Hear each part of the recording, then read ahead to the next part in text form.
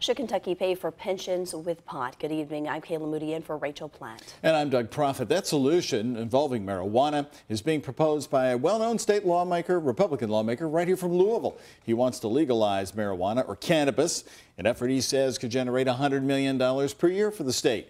WHS 11's political editor Chris Williams spoke with Senator Dan Syme today and is talking more about this idea that has now cropped up. And there's going to be a lot of talk about this week in Frankfort. More about that in just a second. But many Republican lawmakers are hesitant to raise taxes, but they know something must be done to solve the state pension crisis. Senate Majority Caucus Chair Dan Syme is calling for a new revenue stream, medicinal and recreational marijuana.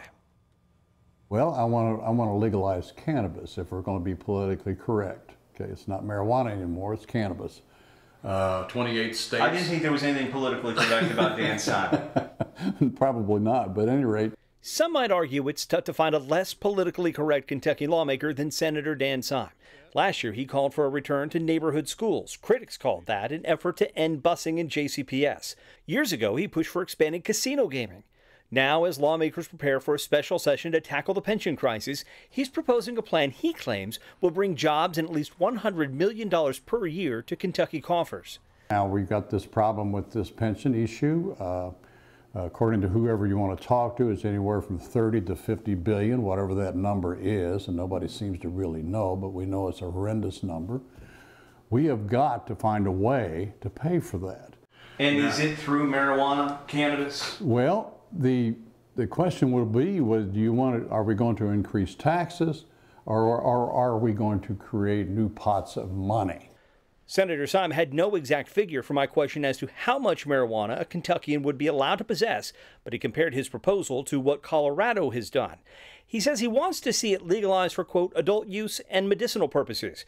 A colon cancer survivor, Senator Syme credits a derivative for helping him cope with chemotherapy. The pill that I took to keep the nausea from the chemo down was a derivative of the marijuana or cannabis. You know, it does have medical value, and a lot of people swear by that. A jobs bill is how the 38th District Republican described the proposal that he admits may have to be introduced in the House of Representatives because it's a revenue generator. He insists, though, there are Republican lawmakers in the House ready to sign on in support of the plan, although he would not say who those representatives are. Do you think there's any chance you could pass this and Matt Bevin would sign it? I think that yes, because desperation just might dictate that. Where does this $1 billion come from if it's not out of their pockets?